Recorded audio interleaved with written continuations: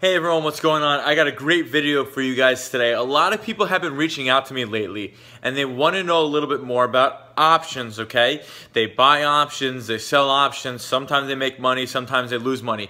But the one thing that I see with all the people that are reaching out to me is they really don't know what they're getting into with options. You see, options are synthetic shares of stock.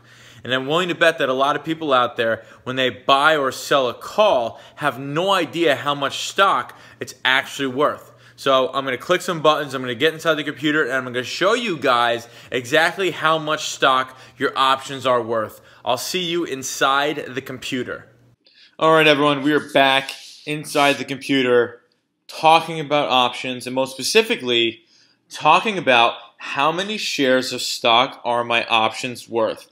A little bit of a story here. Yesterday I was at a charity event here in New York and I was talking to someone who was interested in buying a few options on Apple.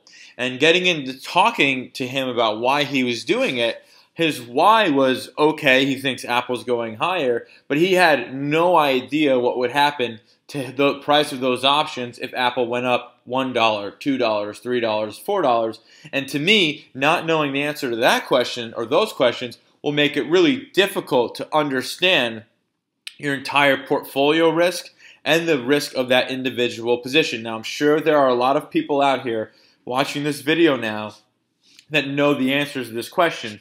For those people, I think this would be a really good reminder, again, a reminder of the value of our options. And for those of you who don't, this would be a great, easy, straightforward lesson that will allow you to very quickly and forever understand how many shares of stock your options are worth. You heard it in the preview, you hear it later on in this lesson. Options are synthetic shares of stock, period, end of discussions. And I love this image of myself here on the left. You know, how are you going to grow your account without a game plan? You know, this isn't necessarily a game plan, but this is really having a general understanding of what you're actually doing. See, again, a lot of people have been reaching out to me lately. They want to know about options. They know some of the things I do are teach people how to trade options. But a lot of people don't really know what they're getting into when they buy and sell options. So let's dig right in. So, okay, options. They're contracts, okay? That's why you hear options contract, which are agreements to buy 100 shares of stock per option at a predetermined price at a predetermined date. So if we go over to our Thinkorswim platform and we're looking at our options chain for Apple, which expires 19 days from today, I'm filming this on a Sunday, it's an agreement to buy or sell 100 shares of stock. So per every one single options contract we buy or sell, it's either an agreement to buy or sell 100 shares of stock at a predetermined price. Okay, so if we were a seller of the 155 put, we're agreeing to buy 100 shares, okay, at a predetermined price, $155, at a predetermined date, 19 days from now, if the price of the stock is below 155, okay? Now, on the flip side, just to, again, make it very clear as day what options are, they're an agreement to buy or sell 100 shares of stock per every contract we have. So if we buy one 170 call here in Apple, expiring 19 days from now, that is an agreement to buy 100 shares of Apple at the predetermined price of $170 a share at a predetermined date, the 18th of May, if the price of Apple is above 170. Okay, so that's what an option is, okay? And again, I kind of got a little bit ahead of myself, but sometimes that's a little bit confusing to people. I think I broke it down pretty well. But what does that actually mean? Again, guys, they're not complicated. Options are nothing more than synthetic shares of stock. That's it, okay? So what about this? Since all options are nothing more than synthetic shares of stock, okay, how do we tell how much stock each option is worth? So typically, when we're dealing with options, we have these four things that are known as the options Greek. And the options Greeks really just give us a prediction and an understanding of what the value of the option is going to be based off a few different factors, such as the price of the stock going up or down, implied volatility going up or down, the days till that option expires going down, etc., etc. So you have delta, theta, gamma, and vega. Now, for what we're talking about today, okay, which is how many shares of how many shares of stocks or options worth, we only care about delta. Delta is the biggest one for what we're talking about today. You'll want to know how many synthetic shares of stock your options are worth.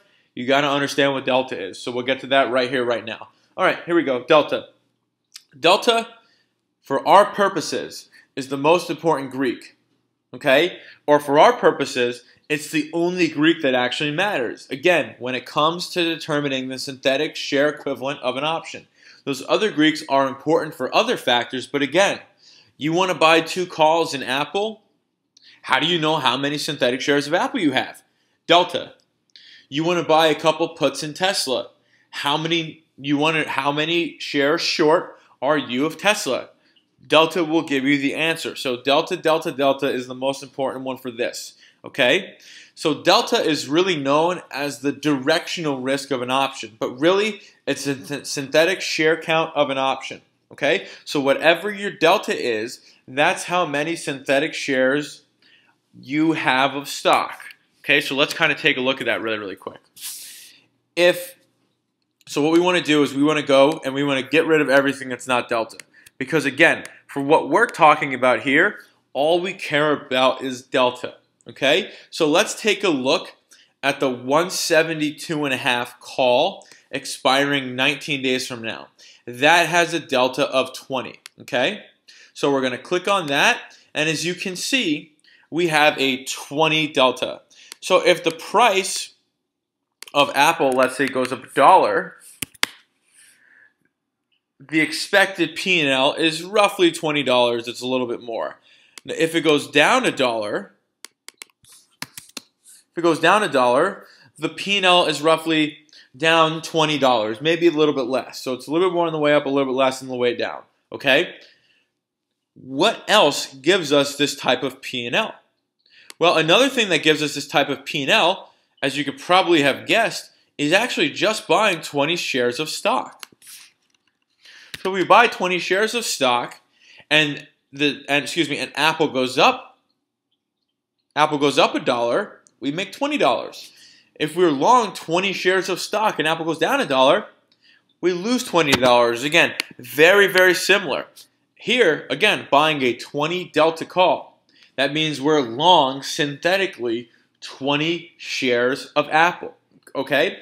If Apple goes up $1, we make a little bit over $20. If Apple goes down $1, we make a little bit under $20. So again, if we're long 20 shares, Apple goes up $1, we make $20. It goes down $1, we lose $20. If we're long the 172.5 call, which just happens to be the 20 delta call, and Apple goes up $1, we make about $20, and Apple goes down $1, we make about $20.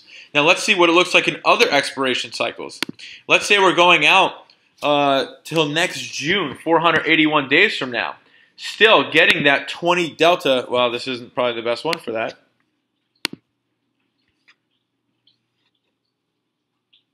No, I don't like that one because the mid price isn't great. What would be the mid price on that? Let me just see here. Let me just add this in so I get those numbers correct. Mark. And I'm going to buy this. And we're going to say we got it for mid price, which is 205 call. It is 450.25. All right, let's say we bought it for that. Again, as you can see right here, even though it's a much different strike price, in this case, it's the 205 strike price, but it's still 20 deltas. Okay, it's still 20 deltas. So again, that's if we were to go out 418 days from now and buy the 205 call, we would still synthetically be long 20 shares. Okay, we still synthetically be long 20 shares of Apple. And again, if Apple goes up $1, that 205 call will make about $20. If Apple goes down $1, that 205 call will lose about $20. And again, the same exact thing. If we're long 20 shares, up $1, we make $20. it goes down a buck, we lose 28 bucks. And the same thing goes for that shorter dated 172.5 call. Again, if Apple goes up a buck, we make about 20 bucks. If Apple goes down a buck, we make about 20 bucks. Again, 20 deltas. If we buy a call, that's 20 deltas, okay? We are synthetically long 20 shares of stock. Now, what about if we did the inverse? Let's say we were to sell that 172 call. What do you think would happen? Well, as you can tell, we are now synthetically short 20 shares of stock, okay? So if Apple goes up a buck, now we're a loser of about $20. And if Apple goes down a buck, because we're synthetically short now 20 deltas or 20 shares of stock, we'll make about $20. And then we could show that by saying, what if we were short 20 shares of Apple? Well, the exact same thing. If Apple goes up a buck, we lose about $20. If Apple goes down a buck, we make about $20. And the exact same thing happens if we look at this 205 call, which is, again, 20 deltas. If Apple goes up a buck against us, we're synthetically short about 20 shares of stock. So we lose about 20 bucks. And if it goes down, because again, we're short 20 synthetic shares, because we're short a 20 delta call, we make about $21. So again, delta is your synthetic share equivalent. So if we were to buy a call, that's how many synthetic shares long we are. So if we were to buy a 20 delta call, we'd be long synthetically 20 shares of stock. If we sold that call, okay, we would synthetically be short 20 shares of that stock. And the same thing goes on the put side. If we were to buy, say, a 5 delta put, and the mid price is what, 122.5? If we were to buy a 5 delta put, we would synthetically be short about 5 shares of stock. So wouldn't you know? If the position went against us $1, we'd lose about 5 bucks.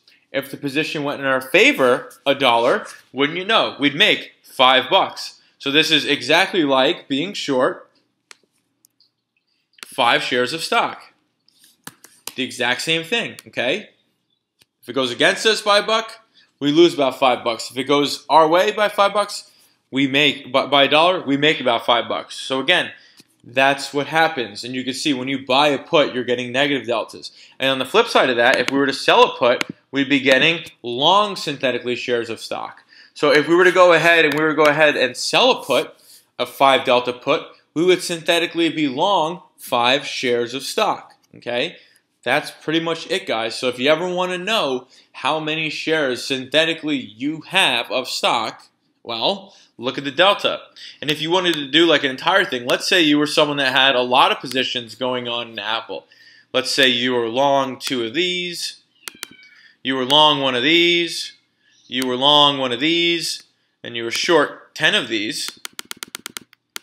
Well, all that together, you're synthetically long about 68 deltas. Okay? That's it, guys. Pretty basic stuff. So, again, to cover what we just kind of went over. For options, if you are long a call, your synthetic share count is equal to the delta of the call. Okay? So let's kind of take a look at that here. Again, sorry, fat finger that. Again, for call options, we just went over it, but again, it's good to drive it home. For call options, if you are long the call, your synthetic share count is equal to the delta of the call. So if we're long a 8 delta call here, we're synthetically long about 8 shares of stock. Makes sense. Now, if you're short a call, your synthetic share count is equal to the inverse delta of the call. So again, if we're now short this 8 delta call, we're short about 8 shares of stock. Makes total sense. Now, for put options, if we're long, okay, if we're long put options, your synthetic share count is equal to the delta of the put. Not call, it should be put, excuse me. Changing it, and doing that right on the fly. So again, to the put. So let's take a look at that. So again, if we were to buy a 42 delta put, we'd have about 42 short shares of stock. That makes sense. And then obviously on the flip side, if we were to go ahead and sell a put, we'd have the inverse of that. So if we're selling a 42 delta put. Now all of a sudden we're long 42 shares of stock. Makes sense.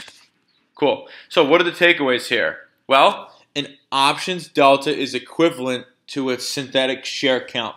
That's the big one. So if you want to go out there and you want to say, hey, I want to buy maybe a far out of the money call that has 10 deltas.